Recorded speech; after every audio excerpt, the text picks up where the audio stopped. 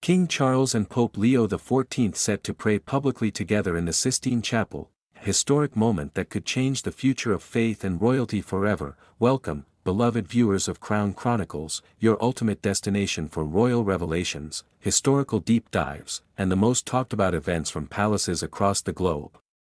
If you're passionate about the British royal family and fascinated by powerful traditions meeting modern change, then you're in the right place. Before we begin, make sure you hit that subscribe button, turn on notifications, and join our growing royal community, because today's story is one you'll never forget. Now, imagine this: the soaring ceilings of the Sistine Chapel.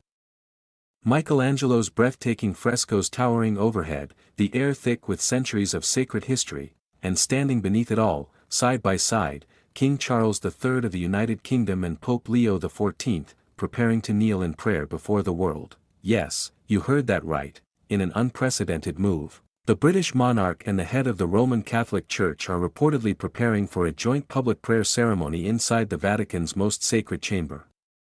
If confirmed, this would mark the first time in modern history that a reigning British sovereign, who is the official defender of the faith and supreme governor of the Church of England, openly prays alongside a sitting pope in such a highly symbolic setting. It's more than just a moment of prayer.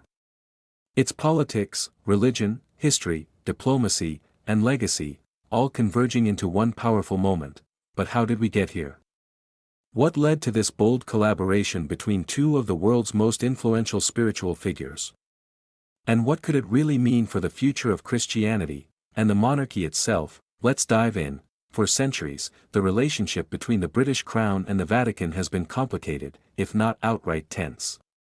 Ever since King Henry VIII break from Rome in the 16th century, English monarchs have carefully navigated their distance from Catholic leadership. Even in our modern world of diplomacy and interfaith dialogue, certain boundaries remained quietly unspoken, until King Charles III. From the moment of his accession, Charles has made it clear, his reign is about unity, not division. Though officially the head of the Anglican Church, Charles has repeatedly described himself as a defender of faith, not just the faith. He has visited mosques, synagogues, Hindu temples, Sikh gurdwaras, and Orthodox churches. He has spoken passionately about religious coexistence. But a joint act of worship with a pope in the Sistine Chapel?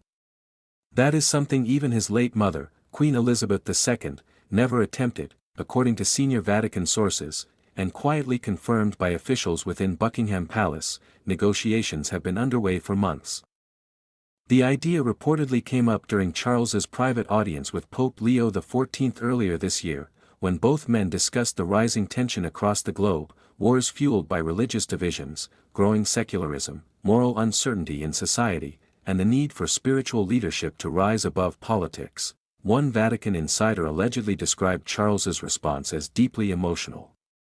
He said, "If we ask the world to unite, we must first show unity ourselves," and so began the planning of what could become the most symbolic act of interfaith solidarity in modern times. Sources suggest the event will be broadcast globally, with a carefully staged moment: King Charles and Pope Leo XIV standing together before the altar. Heads bowed in silent prayer, followed by a joint statement calling for peace, environmental protection, and compassion among all faiths. And let's be honest, it's not just a spiritual act. It's also a bold message. This could redefine how the monarchy is perceived in the 21st century. No longer just a relic of tradition, but a force for reconciliation. But while millions around the world are already praising this move as a divine breakthrough, not everyone is thrilled. Behind palace walls, whispers suggest some senior figures in the Church of England are uneasy, worried that such a display could blur theological lines or unsettle conservative members of the clergy. And in the political world, some critics fear that a king stepping too far into religious diplomacy could overstep constitutional limits.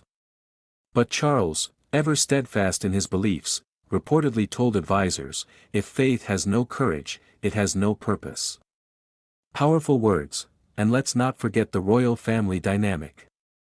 How does Queen Camilla feel about this? Insiders say she has been fully supportive, believing the king's legacy should be one of healing, not controversy. And what about Prince William?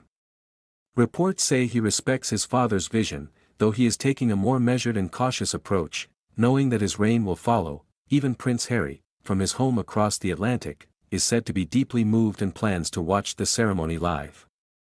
But beyond political implications and family reactions, there's something undeniably profound about this moment: the British Crown and the Vatican, two of the oldest institutions in Western civilization, kneeling together in humble prayer beneath Michelangelo's masterpiece of creation.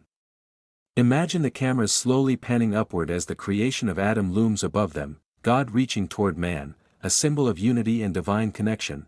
Whether you're religious or not, that image alone could become one of the defining photographs of the century. So, what happens next? If the event proceeds as planned, it could open the door to future interfaith ceremonies, perhaps even involving leaders from Islam, Judaism, Buddhism, and beyond.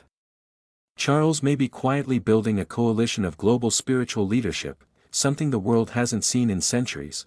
And as for the monarchy, some say this could cement King Charles's legacy not merely as a ruler, but as a peacemaker. But now, dear viewers of Crown Chronicles, I turn to you. Do you believe this historic prayer is a sincere act of unity, or is it a carefully staged performance to shape public perception? Will history remember King Charles as the monarch who healed age-old religious divides, or the one who risked controversy for symbolism? Let us know your thoughts in the comments below, and don't forget to like this video. Join the royal conversation, and of course, subscribe to Crown Chronicles for more exclusive updates as this story unfolds, because if this prayer indeed takes place in the Sistine Chapel, you can be certain we will be right here, breaking it down, analyzing every detail, and bringing you the story behind the spectacle. Until next time, stay regal, stay curious, and stay tuned.